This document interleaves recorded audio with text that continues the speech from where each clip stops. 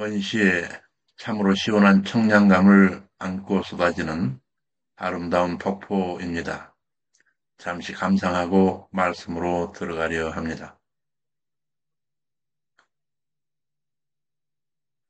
하나님께서 말씀으로 창조하신 이 세계, 하나님 말씀이 살아 역사하시는 하나님의 선교회장, 이 미시오데이로 우리를 부르십니다. 우리 하나님의 자비로우신 사랑이 항상 여러분과 함께 하시기를 축원합니다. 카페입니다.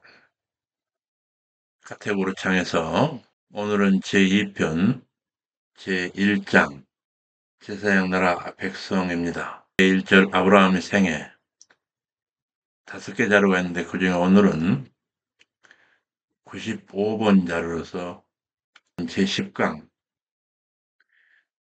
제 자료는 구약 상권 74에서 84쪽 내용이고 성경 본문으로서는 창세기 13장 18절에서 17장 22절 내용이 되겠습니다.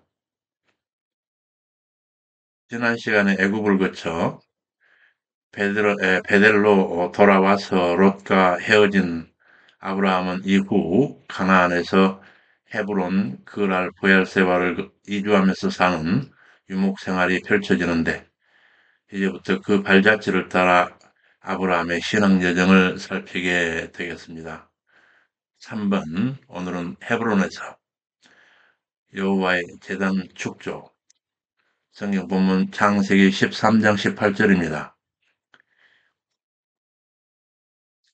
이에 아브라함이 장막을 옮겨 헤브론에 있는 마므레 상수리 숲으로 이르러 거하며 거기서 여호와를 위하여 단을 쌓았더라. 여기서 마므레라고 하는 명칭을 살펴보겠습니다. 각주 23번입니다. 각주 23번 마므레라고 하는 말은 깨다, 꺾다라고 하는 히브리어 말라크에서 유래하여 강함이라고 하는 뜻이 있습니다. 그는 아브라함과 동맹을 맺었던 아모리족의 족장으로서 아브라함과 친밀한 관계에 있었으므로 자신의 숲을 아브라함에게 주었던 것으로 보입니다.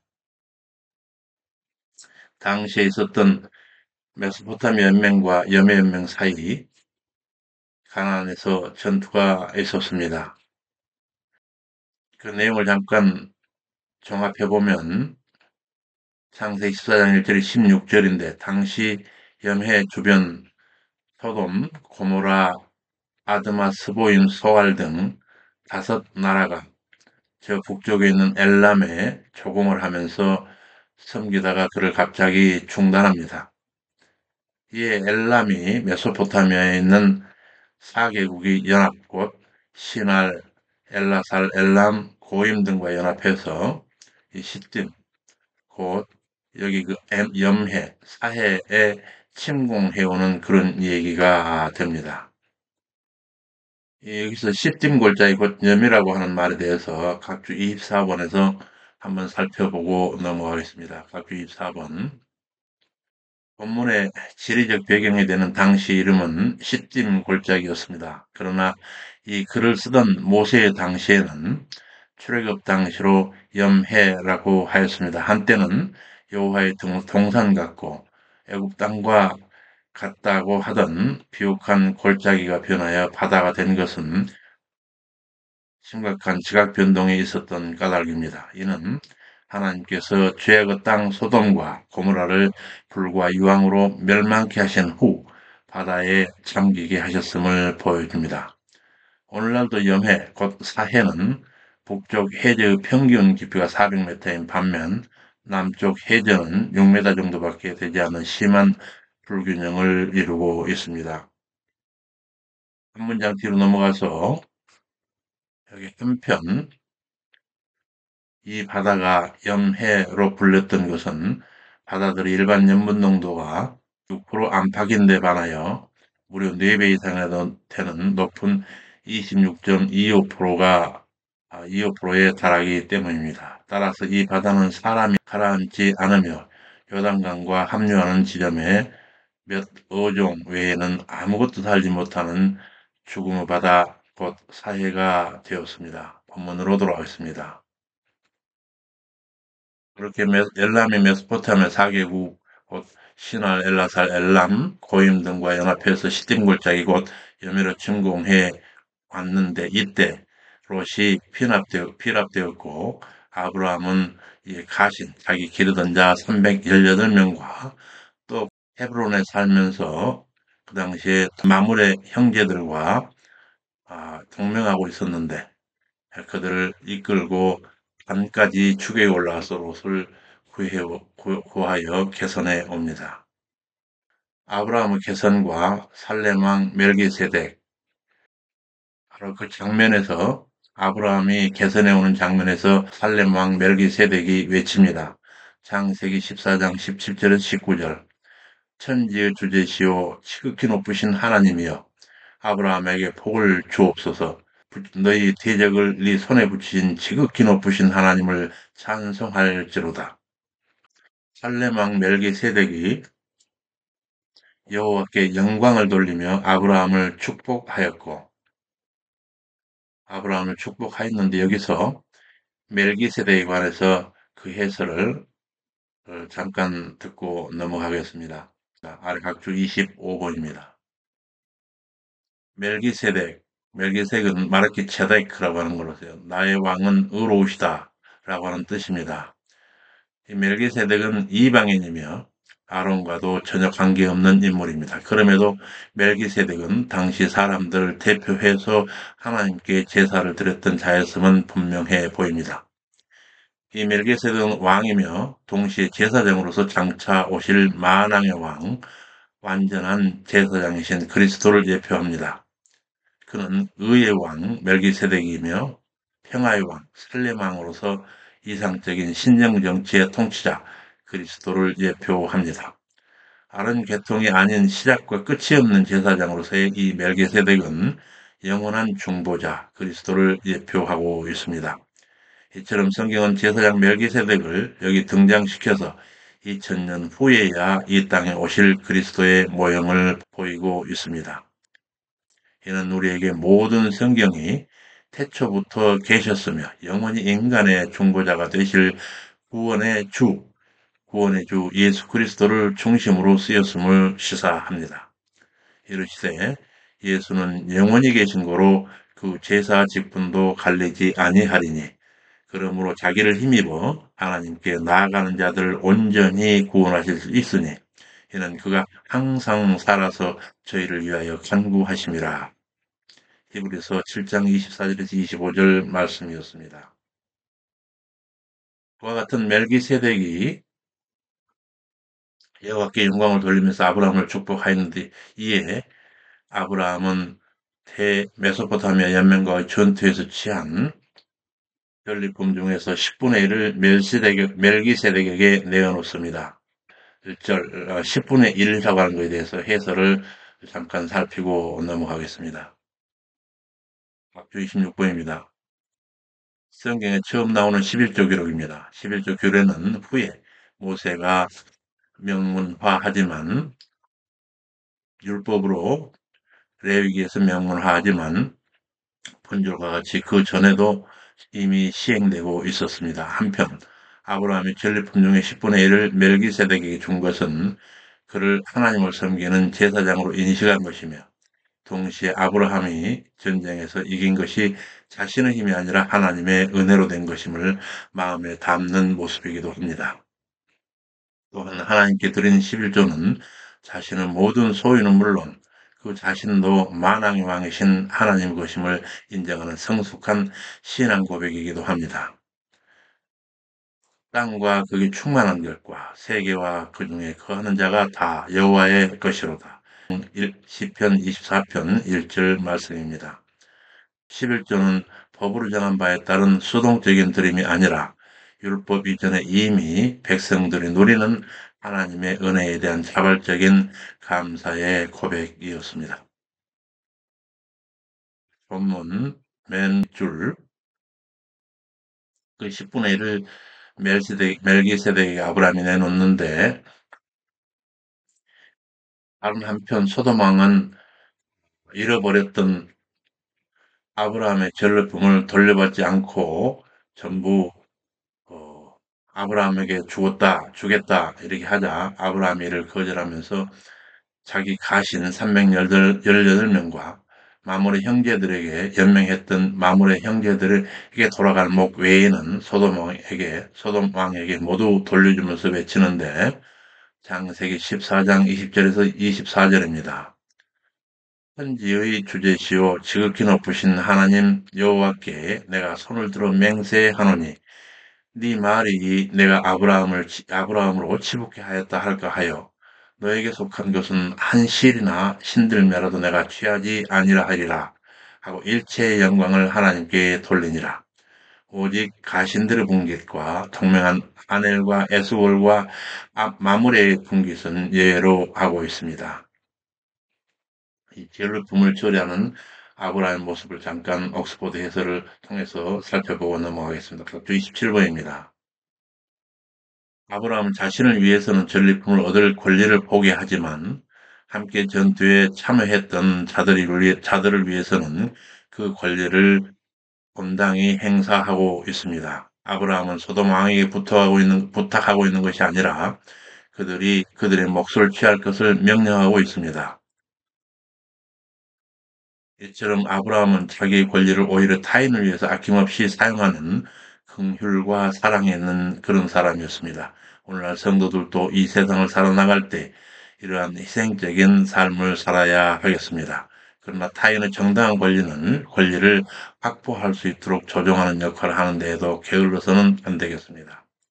이것은 나와 관계없는 일이 아니라 하나님께서 원하시는 사회 정의, 곧 공의를 실현하는 일이기 때문에 그렇습니다. 다시 본문으로 돌아갑니다. 그러한 아브라함에게 전리품 대신에 여호와께서 친히 아브라함의 방패와 승급이 되시겠다라고 하시면서 후손을 약속하시는데 말씀을 듣고 그대로 믿는 아브라함을 하나님께서 의롭다고 여기시는 소위 칭의의 기사가 이어집니다. 후손의 재확인과 믿음에 대한 칭의, 창세기 15장 1절에 7절 내용입니다. 그 후 여호와께서 이상 중에 아브라함아 두려워 말라. 난 너의 방패요 지극히 큰 상급이라. 아브라함이 가로되 주 여호와여 무엇을 내게 주시려나이까. 나는 무자하오니 상속자는 이 다메섹 엘리에셀이니이다. 내게 씨를 아니해 주셨으니 내 집에서 길르온 자가 후사가 될 것이니이다. 이 조용한 아브라함의 고백 속에는 여호와께서 진즉 하란에서 아브라함을 소명하실 적에 너로 큰 민족을 이루게 하고 복을 주시겠노라 하셨고 또 처음 가나안에 들어와 세겜에 당도했을 적에도 그 땅을 자손에게 주겠노라 자손에 대한 약속까지 하셨습니다. 그러나 아직도 무자하니 이제는 아브라함의 기른자 곧 그 이름이 엘리 그럼 나의 하나님은 에셀 도움이시다 라는 뜻인데 하나님의 도움이라 하였으니 그 엘리에셀을 후사로 삼게 되었습니다 라고 하는 아니 짙게 배어나오는 그러한 아브라함의 고백으로 보입니다. 여호와께서 가라사대 그 사람은 네 후사가 아니라 네 몸에서 날짜가 네 후사가 되리라. 하늘의 무뼈를 셀 수 있나 보라. 네 자손이 이와 같으리라. 아브라함이 여호와를 믿으니 여호와께서 이를 의로 여기시고 나는 이 땅을 너에게 주어 업을 삼게 하려고 너를 갈대아 우르에서 이끌어낸 여호와로라. 여기까지는 굉장히 벅찬 장면이었습니다. 그런데 이어서 문제의 장면이 펼쳐집니다. 바로 방금 언약을 믿어서 의롭다 이긴 소위 칭의를 받았던 아브라함이 그 언약에 대해 여호와께 표징을 구하는 장면이 나옵니다. 그에 대한 하나님의 응답, 소위 이를 우리는 횃불 언약이라 이렇게 말하는데 여호와 응답이 임하는데 그것은 캄캄함이라고 하는 캄캄함 히브리는 아세카인데 애굽에서 나중에 그 아홉 번째 흑암오지양에 나온 것과 똑같은 그 단어입니다만 캄캄함으로 임하는 아주 그런 두려움이었습니다. 언약의 담보 요구와 하나님께서 그 언약하신 그 내용에 대해서 담보를 요구하는 그런 아브라함의 모습이 나오는데 그에 대한 하나님의 응답은 횃불 언약이었습니다. 창세기 15장 8절에 21절 내용입니다. 여호와여 내가 이 땅으로 업을 삼을 줄 무엇으로 알리이까? 여호와께서 이르시되 나를 위하여 3년 된 암소와 3년 된 암염소와 3년 된 수양과 비둘기와 집비둘기 새끼를 취하라. 아브라함이 그것을 취하여 그 중간을 쪼개고 여기서 여호와께서 나를 위하여 라고 이렇게 말씀하신 이 어감으로 봤을 때, 이 뉘앙스로 봤을 때 사실 아브라함이 자기를 위하여 여호와께 확실한 징표를 구하고 있었으나 이러한 모든 일이 여호와를 위한 일임을 각인시키고 이를 확인하는 일에는 희생과 피가 따르는 일이며 생명을 담보로 계약하는 일임을 가르치시는 장면입니다. 이에 대하여 각주 28에서 29를 통해서 옥스퍼드 해설을 듣고 가겠습니다. 아브라함은 자기 믿음에 대한 확신을 얻으려고 하나님께 표적을 구하였습니다. 그런데 여기서 하나님은 아브라함을 위한 것이 아니라 나를 곧 하나님을 위하여 재물을 취하라 말씀하십니다. 이것이 하나님의 방식입니다. 모든 것은 이 세상을 만드시고 섭리하실 뿐만 아니라 역사를 주관하시는 하나님께 귀결되고 또한 동시에 하나님을 위한 것이 진정 사람을 위한 것이 되기 때문에 그렇습니다. 이러한 영적 진리를 이해할 때 성도는 자기 위주의 이기적 신앙에서 벗어나 하나님께 영광을 돌리는 것을 삶의 제1목적으로 삼는 성숙한 신앙생활을 할 수가 있는 것입니다. 한편 하나님께서 제물로 3년 된 짐승을 요구하신 것은 3년 정도 자라야 완전히 성장하는 까닭에 그렇습니다. 완전하신 하나님은 완전한 것을 받기 원하십니다. 따라서 우리 몸을 하나님께 바쳐야 할 성도들도 그리스도 보혈의 공로에 힘입어 자신을 완전케 해야 합니다. 너는 네 하나님 여호와 앞에 완전하라. 신명기 18장 13절 말씀입니다. 다음 것줄 이어 살피겠습니다. 그 준비한 재물을 가져와서 쪼개는 행위가 되는데 이 쪼개다라고 하는 이 쪼개다, 바타를 하는 이 표현은 뒤에 나오는데 베리트, 언약이라고 할 때 베리트라고 하는데 이 베리트와 아주 밀접한 관계가 있는 단어입니다. 왜냐하면 베리트, 언약도 자르다, 쪼개다라고 하는 파라에서 유래하였기 때문에 그렇습니다. 언약의 의원이 암시하는 바 고대 근동에서는 언약을 맺을 때 그 표적으로 쪼갠 희생 제물 가운데로 두 당사자가 지나가는 관습이 있었습니다. 이는 만약 언약이 성실하게 지켜지지 않을 때 그 위반자는 희생으로 같은 운명이 될 것을 상징적으로 나타내는 의미를 가지고 있습니다. 더 나아가 이처럼 희생 제물을 쪼개는 것은 장차 그리스도께서 십자가에서 피 흘려 죽으심을 상징한다고 할 수도 있습니다. 아담이 선악과를 먹어서 하나님과의 언약을 일방적으로 깨뜨린 후로 모든 인류는 계속 죄 가운데 태어나 죄를 지음으로 하나님과의 언약을 깨며 살아가므로 모든 자가 마땅히 죽을 운명이지만 그리스도께서 그들의 죄를 대신하여 친히 죽으심으로써 하나님의 공의를 만족시켜 주셨습니다. 그리고 우리는 이러한 그리스도의 피 흘림의 공로로 영적 죽음을 모면하게 되었습니다. 다시 이 본문으로 돌아갑니다. 여호와께서 이르시되 나를 위하여 3년 된 암소와 3년 된 암염소와 3년 된 수양과 삼비둘기와 집비둘기 새끼를 취하라. 아브라함 그 취해 그 중간을 쪼개고 그것을 마주 대하여 노태 새는 쪼개지 아니하였고 솔개가 그 사체 위에 내릴 때는 아브라함이 쫓더라. 해질녘에 아브라함이 깊이 잠든 중에 캄캄함, 두려움으로는 그 흑암이죠. 캄캄함이 임함으로 두려워하더니 여호와께서 정령이 알라 네 자손이 이방에서 객이 되어 그들을 섬기겠고 400년을 네 자손을 괴롭히리니 그들은 내가 징치할지며 그 후에야 네 자손이 큰 재물로 나오리라. 이렇게 말씀하시는데 여기서 그들을 섬긴다라고 하는 그 각주 31번에서 옥스포드 해설을 살피겠습니다.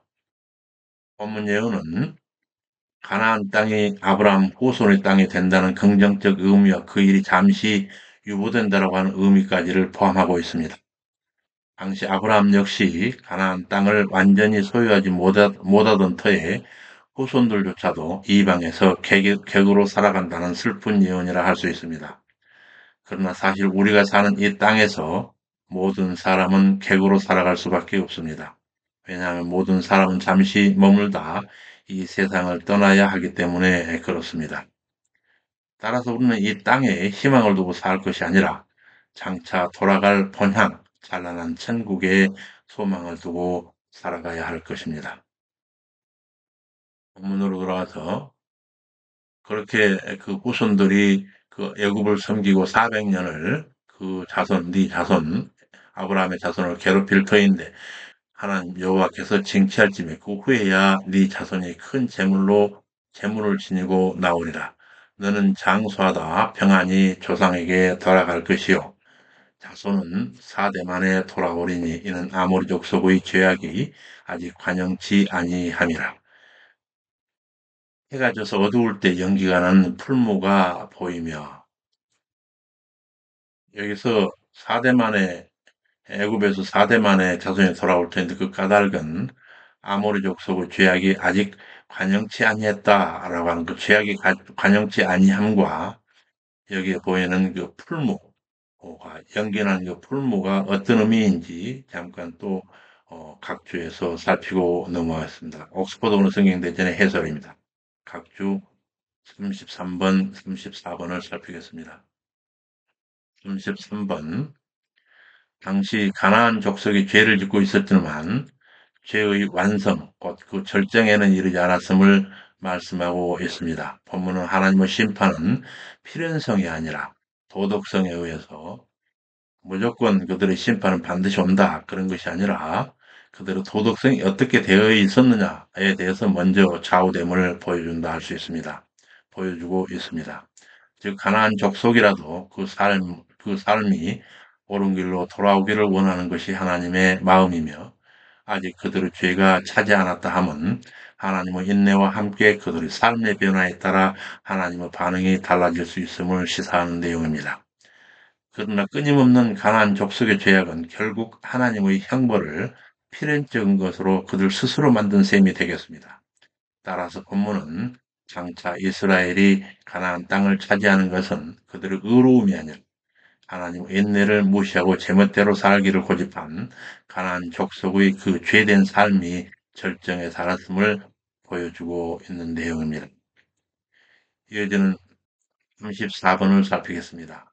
연기나는 풀무가 보이는데 그 풀무에 대해서 34번 이 풀무의 풀과 연기에 대해서는 여기 여러 견해가 있지만 뒤로 넘어가서 설득력이 있으나 이어지는 불이 쪼갠 고기 사이를 지남으로 하나님과 아브라함 사이 언약이 체결되는 것을 볼 때 횃불과 밀접한 연관을 가지는 풀무와 연기도 하나님 임재의 상징으로 보는 것이 타당해 보입니다.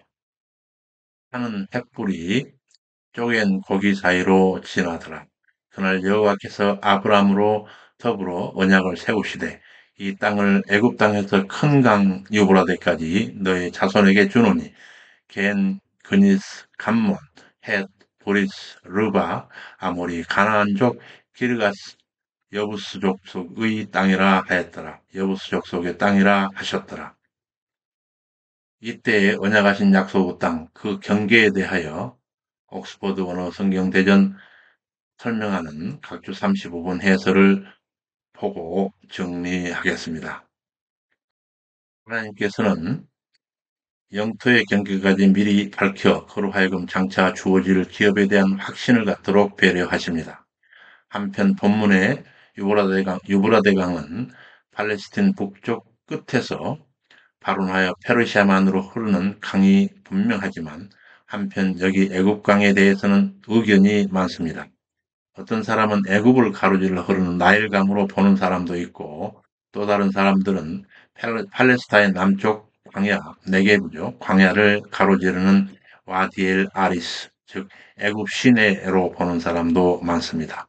이 두 견해는 모두 다 가능하다 할 수 있지만 실제로 이스라엘이 나일강에서 유브라데강까지 이르는 영토를 차지한 적이 없다는 점에서 후자, 곧 애굽 시내, 나일강이 아니라 광야, 남쪽 광야, 네게브를 가로질러 흘러가던 애굽 시내로 보는 것이 더 타당하다 할 수 있습니다. 다시 본문으로 돌아갑니다. 그와 같이 땅을 약속하셨고 후손 언약을 하셨는데 그 후손 언약에 대해서 하나님의 뜻과 인간의 뜻이 어떻게 진행되는 것인지 전개되는 것인지 한번 살펴보겠습니다. 먼저 인간의 의, 곧 자기의 의에 대해서 알아보면 인간의 의에서 이루어지는 과정은 가정불화와 그 결과 이스마엘을 출생하는 그런 일을 낳습니다. 후손 언약이 지체되던 중에 사레가 하갈을 남편에게 첩으로 주는데 가나안 거주 10년 후였더라. 하갈이 잉태되자 그 여주인을 멸시함으로 여주인 사레가 여종 하갈을 학대하며 친정으로 돌아가던 광야 소르에서 여호와의 사자를 만나는 장면이 전개됩니다. 사레를 멸시함으로 여주인이 아브라함에게 크게 불평합니다. 이에 아브라함이 이런 말인데 창세기 16장 6절에 16절 아브라함이 사라에게 이르되 여종은 그대의 수중에 있으니 그대의 뜻대로 하라 하매 사라가 하갈을 학대하니 여기서 사라와 사레와 하갈 사이에 이와 같은 일이 소위 가정 불화가 가나안 거주 10년이 되어 일어났는데 이에 대해서 각주 36번에서 옥스포드 해설을 듣겠습니다. 36번 본문을 직역하면 거기 거하기 10년 동안의 끝에 라고 하는 뜻입니다. 여기서 10이라고 하는 숫자는 히브리인들에게는 온전함을 뜻했으므로 10년 기간 끝에 하가를 취한 것은 아브라함과 사레가 인간적으로 인내하고 기다릴 수 있는 노력을 다 했다라고 하는 뉘앙스를 함의하고 있습니다. 그러나 그 후로도 이삭을 얻기까지 많은 세월이 지난 것을 생각할 때에 사람의 판단이 얼마나 하나님의 뜻에서 벗어날 수 있나 알게 됩니다. 따라서 성도는 우리 기준이 아니라 하나님의 기준, 곧 우리의 뜻이 아니라 하나님의 뜻, 하나님의 의에 의해서 의에 자신을 낮추며 인내로서 하나님의 때를 기다려야 합니다. 이르시되 여호와 앞에 잠잠하고 참아 기다리라. 자기 길이 형통하며 악한 꾀를 이루는 자를 인하여 불평하여 말지어다. 시편 37편 7절 시인의 노래입니다. 그와 같이 사레와 하갈 사이에 갈등이 생겨서 사레가 이제 하갈을 학대했더니 하갈이 사레 앞에서 도망하였더라. 여호와의 사자가 광야의 샘 곁, 곧 술길 샘물 곁에서 그를 만나 사레의 여종 하갈아, 네가 어디서 왔으며 어디로 가느냐? 가로되 나는 나의 주인 사레를 피하여 도망하나이다. 지금 하갈이 행하고 있는 여정에 대하여 여호와의 사자가 찾아와서 묻고 있는 장면인데 그 지닌 의미에 대해서 각주 38번을 통해 옥스포드 해설을 살피겠습니다. 인간은 현재의 일에 하갈이 행하고 있는 여정에 대해서 여호와의 사자가 찾아와 묻는 그 의미에 대해서 38번 인간은 현재의 일에 너무 분주하여 과거를 잊고 살며 또한 미래에 대해서도 구체적인 계획을 갖지 못하는 경우가 많습니다. 그러나 하나님께서는 과거를 기억하며 미래를 바라보며 현재를 살아가라 요구하십니다. 실로 과거가 없는 현재는 없으며 미래가 없는 현재 또한 없습니다. 그럼에도 하갈은 하나님의 종 아브라함 장막에 머물던 그 복된 과거를 뒤로 하고 이제는 죄악의 도시 애굽으로 가고 있습니다. 하나님께서 하갈의 이 그릇된 길에서 돌이키라고 친히 간섭하시는 그런 장면입니다. 가로되 그 주인 사례를 피하여 도망하나이다라고 하는 사례의 말에 의해서 본문으로 돌아가서 자기를 학대하는 여주인 사례를 피해 도망하나이다라고 하는 사례의 하갈의 말을 들은 여호와 사자가 이르시되 네 여주인에게 돌아가서 그 수하에 복종하라. 네 자손으로 크게 번성하여 그 수가 많아 셀 수 없게 하리라. 네가 잉태하였은즉 아들을 낳으리니 이스마엘이라 하라. 여호와께서 네 고통을 들으셨습니다. 이에 하갈이 여호와의 이름을 감찰하시는 하나님이라 하였으니 이는 내가 어떻게 여기서 나를 감찰하시는 하나님을 배웠는고 함이라. 그 셈을 부엘라 헤로이라 그 이름을 부엘 라헤로이라 불렀으며 그것이 가데스와 베레 사이에 있더라. 그 의미에 대해서 한번 살피고 넘어가겠습니다. 먼저 그 주신 아들의 이름을 이스마엘이라 이렇게 주셨는데 그 이스마엘이라고 하는 뜻은 이스마엘은 말씀대로 여호와께서 하갈의 고통을 들으셨음을 기념한 그런 이름입니다. 그러나 원뜻은 샤마라고 하는 듣다라고 하는 3인칭 미완료형의 엘이라고 하나님을 합성한 말로 하나님께서 들으신다라고 하는 뜻입니다.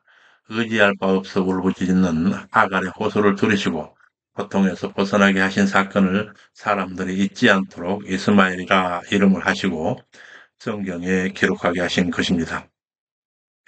우리도 영육간 고통이 있을 때 세상이 아니라 들으시는 하나님께 자기의 상황을 아뢰는 그런 사람들이 되어야겠습니다.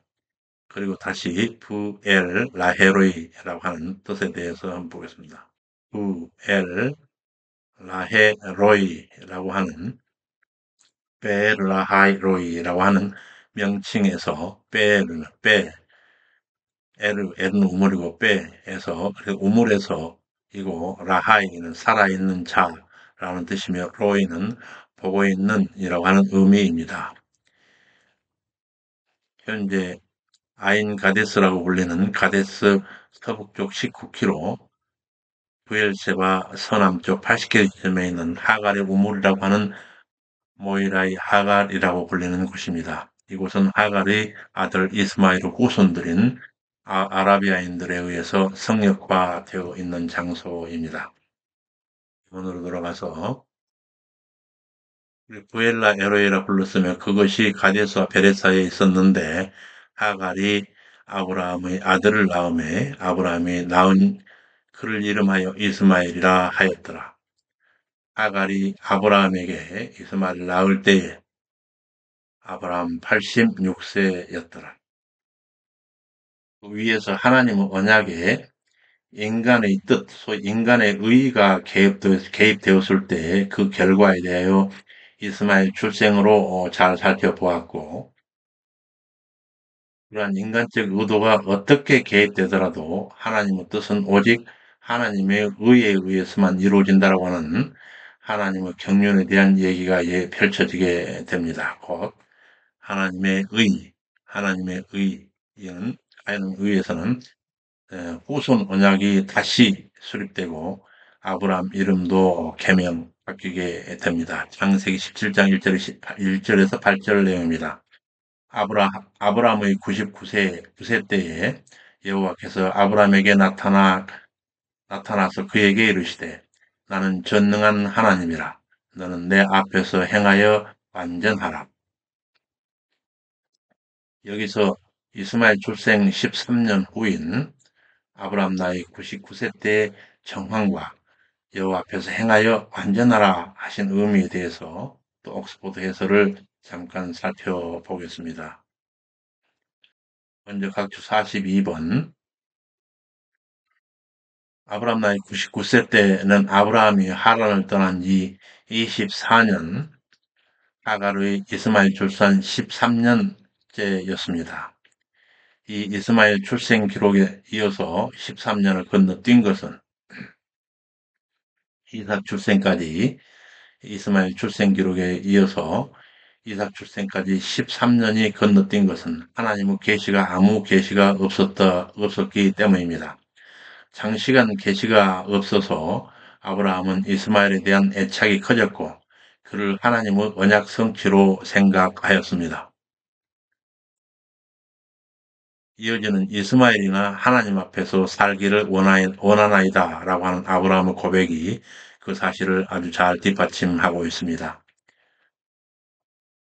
이 13년 침묵 후의 하나님의 새로운 계시와 약속은 아브라함에게는 매우 큰 충격이었을 것입니다. 그러나 그간 이스마엘 중심으로 살던 도모들이 잘못되었음을 깨닫는 순간 다시금 믿음을 일깨우는 계기가 되기도 했습니다. 여기서 그러한 아브라함에게 하나님께서 나는 전능한 하나님이라 하시면서 내 앞에서 행하여 완전하라 라고 하시고 있는데 이에 대해서 각주 44배에서 살피겠습니다. 내 앞에 행하여 를 이렇게 직역해 보면 너는 내 얼굴 앞에서 스스로 걸으라 라고 하는 의미입니다. 여기서 내 앞에 행하여 할 때 행하여 히트 할렉 하는 것은 걷다라고 하는 할라크라고 하는 히브리의 제기형입니다.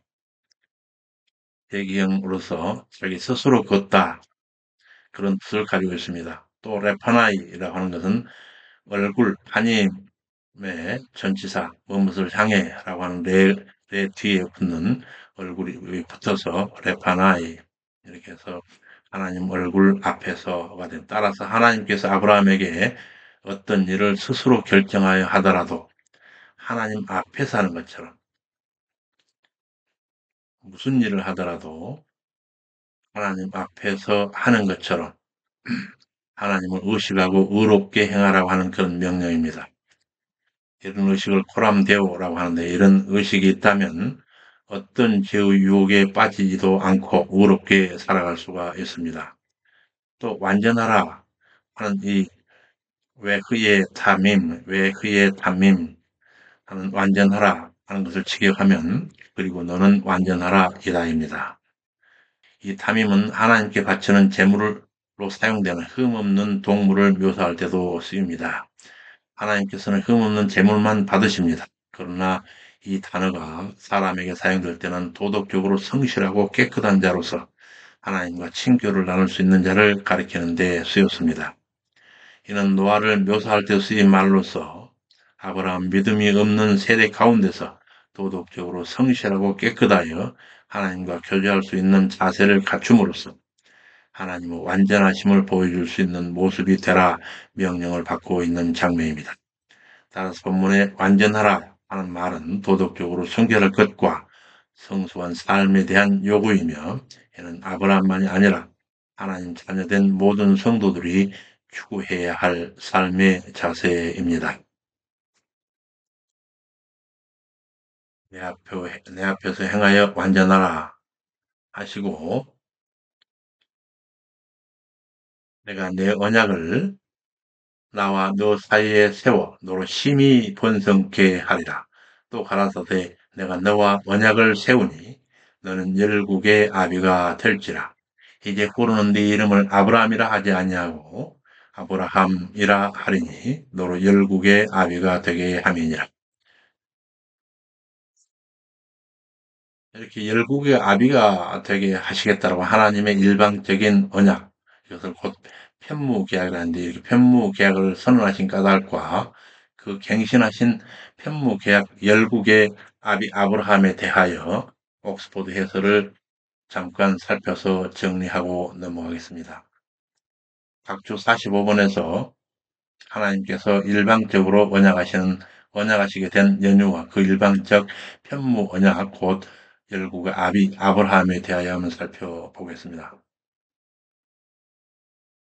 45분. 여기서 하나님께서는 특히 내 언약이라 하는 표현을 통하여 나와 너 사이의 쌍방 언약이 아니라 하나님께서 언약의 주체가 되어서 아브라함과 일방적으로 맺는 편무 언약임을 표방하고 계십니다.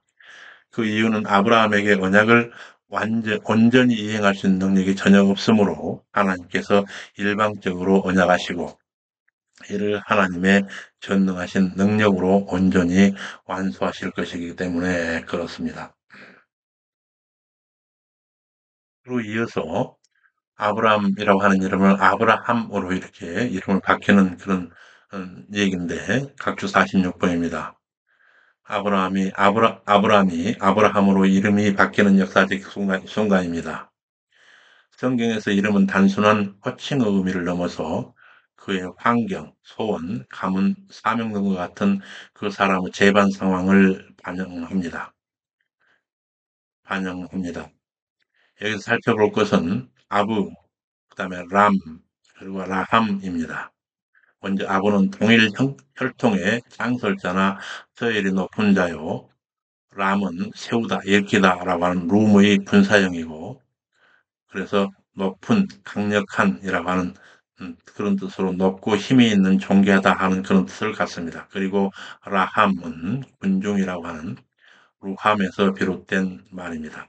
이를 모두 종합해보면 아브라함의 계명은 존귀한 아버지, 아브람이라고 하는 존귀한 아버지에서 열국의 아비 혹은 많은 자의 아버지로 바뀝니다. 실제로 아브라함의 혈통을 통하여 이스마엘, 그두라, 에돔, 이스마엘 족속 이렇게 등등 말 그대로 열국의 아비, 많은 자의 아버지가 되었습니다. 그러나 그 이름이 가지는 예언의 진정한 성취는 아브라함 믿음의 후손들인 바로 오늘날 성도들이 하늘과 하늘의 별과 바다의 모래와 같이 많아짐에서 찾아야 할 것입니다.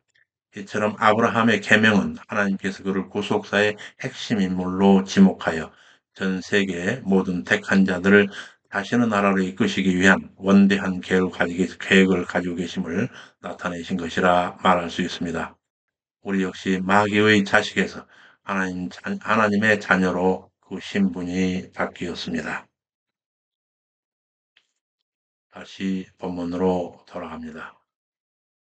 네 이름을 아브라함이라 하지 아니하고 아브라함이라 하리니 너로 열국의 아비가 되게 함이니라. 내가 너로 심히 번성케 하리니 나라들이 너에게 쫓아 일어나며 열 왕이 네게 쫓아 나리라. 내 언약을 나와 너와 네 대대 후손 사이에 세워 영원한 언약을 삼고 너와 네 후손의 하나님이 되어 너의 우구하는 땅 곧 가나안 일경으로 너의 영원한 기업이 되게 하리라. 이 세상에서의 아브라함에게 하신 하나님의 약속하신 그 땅은 우거하는 땅이었습니다. 이 우거하는 땅이라고 하는 이 개념에 관해서 각주 47번을 통해서 포도는 생명대전의 해설을 듣겠습니다. 너의 우거하는 이라고 하는 메고레카라고 하는 기본형 마구라고 하는 잠시 머무는 곳, 거주지로 번역이 됩니다. 이는 아브라함이 당시까지는 가나안 땅에 아무런 유업을 갖지 못한 나그네요 이방인이었다는 사실을 보여주고 있습니다. 사실 아브라함은 사라가 죽은 후에야 비로소 마므레 앞 막벨라에 있는 에그론의 밭을 사서 장사함으로 약간 땅을 소유하였습니다. 우리 성도들 역시 이 세상에서는 최선을 다하는 삶을 살아야 하지만 최종 목적지는 잠시 우고하다가 떠날 이 세상이 아니라 영원히 거할 천국임을 명심해야 할 것입니다. 이 본문으로 돌아갑니다. 그리 약속하시고 언약을 갱신한 그 표징을 내리시는데 육신의 표, 할례를 명령하신 그런 장면입니다.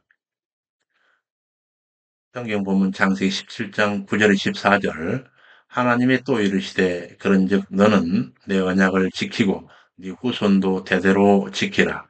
너희 중 남자는 다 할례를 받으라. 이것이 나와 너희와 너희 후손 사이 지킬 내 언약이니라. 너희는 양피를 베어라. 이것이 나와 너희 사이의 언약의 표정이니라. 대대로 남자는 집에서 난 자나 혹 너희 자손이 아니요 이방에서 돈으로 산 자를 물어나고 난 지 8일 만에 할례를 받을 것이라. 너희 집에서 난 자든지 너희 돈으로 산 자든지 할례를 받아야 하리니 이에 내 언약이 너희 살에 있어 영원한 언약이 되려니와 할례를 받지 아니하는 남자 곧 배지 아니한 자는 백성 중에서 끊쳐지리니 그가 내 언약을 배반하였음이니라. 여기서 할례에 대한 일반론과 히브리 민족에 있어서의 할례의 그 의미의 차이점, 그리고 이 할례 명령이 갖는 하나님 명령에 대한 순복하는 그 개념에 대해서 각주 48번, 49번을 통해서 옥스포드 해설을 듣고 넘어가겠습니다. 먼저 48번 할례에 관해서 역사적으로 히브리 민족만이 할례를 행한 것은 아닙니다. 할례는 이스라엘만 아니라 고대 가나안과 애굽은 물론 오스트레일리아, 아메리카, 아프리카에 이르기까지 보편적으로 있었던 일이었습니다. 그러나 하나님께서는 이런 보편적 할례와는 구별되는 종교적 의미를 담아서 하는 그런 할례의 시행이었습니다. 이것을 아브라함에게 요구하셨다는 점에서 구별되고 있습니다. 할례를 행하는 것이 건강에 도움을 주기도 할 뿐더러 영적으로 하나님의 백성답게 거룩하게 살아가겠다라고 하는 헌신을 다짐하는 계기가 됨으로써 마음의 할례까지 함의하고 있는 것입니다. 유다인과 예루살렘 거민들아 너희는 스스로 할례를 행하여 너희 마음 가죽을 베고 나 여호와께 속하라. 다른 민족들도 할례를 행했습니다. 그러나 주로 성인이 될 무렵에 행했습니다. 그러나 하나님께서는 출생 후 8일 만에 행하라 명하셨습니다. 그 8일은 첫째, 산모의 부정한 기간 7일이 지난 후에 첫째 날이요. 두 번째, 한 주가 지난 후 옛것을 벗어버리는 새로운 시작이라는 의미도 가지고 있습니다. 한편 현대의학도 제8일의 할례가 가장 합리적임을 밝히고 있습니다. 의학적으로 피가 되려면 비타민 K와 프로트롬빈 두 요소가 필요한데 비타민 K는 출생 후 5일에서 7일 사이에 가장 많이 생기고 프로트롬빈은 생후 8일째에 가장 높은 수치를 보인다고 합니다. 그 생후 8일이 피가 가장 잘 응고되는 시기라고 하는 의학계의 설명입니다. 여기서 할례를 하라 명령한 그 할례에 대한 명령과 그 순종에 대해서 이어지는 각주 49번에서 살피겠습니다. 49번 백성들에게서 가장 중요한 것은 하나님 말씀의 절대 순종으로 언약을 지키는 것입니다. 언약 백성인 우리가 하나님 말씀에 순종하지 아니하고도 구원에 이를 길은 없습니다. 하나님 말씀에 불순종한 것은 언약 백성 중에서 끊어지는 저주를 받을 뿐만 아니라 영벌에 처해지는 운명을 맞게 될 뿐입니다. 본문으로 돌아가겠습니다.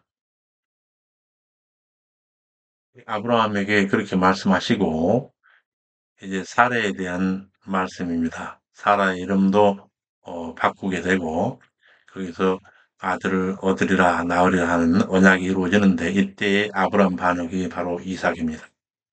창세기 17장 15절에서 22절입니다. 창세기 17장 15절 22절 네 아내 사레는 그 이름을 사라라 하라. 내가 그에게 복을 주어 그로 너에게 아들을 낳아주게 하며 그에게 복을 주어 열국의 어미가 되게 하리니 민족의 열왕이 그에게서 나리라. 아브라함이 엎드려 웃으며 심중에 이르되 100세 된 사람이 어찌 자식을 낳을까? 아브라함이 엎드려 웃으며 심중에 이르되 100세 된 사람이 어찌 자식을 낳을까? 사라는 90세이니 어찌 생산하리오 하고 이스마엘이나 하나님 앞에 살기를 원하나이다.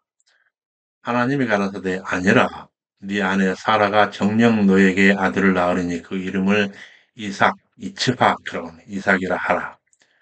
내가 그와 내 언약을 세우리니 그의 후손에게 영원한 언약이 되리라. 여기에서 이삭이라고 하는 이름이 함축하고 있는 인간 의의 한계와 그에 대비되는 하나님의 신실하신 의에 대하여 옥스포드 해설을 듣고 넘어가겠습니다. 각주 51번입니다. 이삭, 이츠하크는 사라가 낳은 언약의 자손의 이름을 웃다, 차크에서 비롯된 이름입니다. 하나님께서 아들을 주시겠다고 예언하셨을 때 아브라함이 웃고 사라가 웃고 후에 이삭이 태어났을 때 사라가 한 말과 연결되는 그런 이름입니다. 아브라함은 이삭의 출생에 대한 하나님 언약을 들었을 때 놀라움과 회의로 웃었지만 하나님은 그가 믿을 때까지 다시금 말씀해 주셨습니다. 그리고 그 언약에 따라 이삭이 1년 후에 출생됨으로써 성취하시고 아브라함 가정에 한해의 웃음을 주십니다. 이처럼 인간을 향한 하나님의 신실하심은 끝이 없습니다. 바로 그 하나님께서 오늘날 우리가 하나님의 약속을 믿지 못하고 온전하게 살지 못함에도 결코 버리지 않으시고 그 믿음을 자라게 하셔서 결국 말할 수 없는 기쁨으로 하나님을 찬미하게 하시는 자비로운 우리 하나님이십니다. 본문으로 돌아가서 네 안에 사라가 정녕 너에게 아들을 낳으리니 그 이름을 이삭이라 하라. 내가 그 이삭과 함께 내 언약을 세우리니 그의 후손 이삭의 후손에게 영원한 언약이 되리라 하시고 이스마엘에게 이르러는 내가 네 말을 들었나니 이스마엘은 하나님 앞에 살기를 원하나이다 하는 그 말을 들었나니 내가 그에게 복을 주어서 생육이 중다하여 그로 크게 번성케 할지라 그가 12방백을 낳으리니 내가 그로 큰 나라가 되게 하려니와 내 언약은 내가 명년 이 기한에 사라가 너에게 낳을 이삭과 세우리라. 하나님이 아브라함과 말씀을 마치시고 그를 떠나 올라가셨더라. 인간에 의해 출생한 이스마엘에 대한 하나님의 언약과 하나님의 의에 출생한 이삭에 대한 언약이 참으로 대비됩니다. 이에 대해서 옥스포드 각주 52번에서 53번까지 주 52와 53을 통해서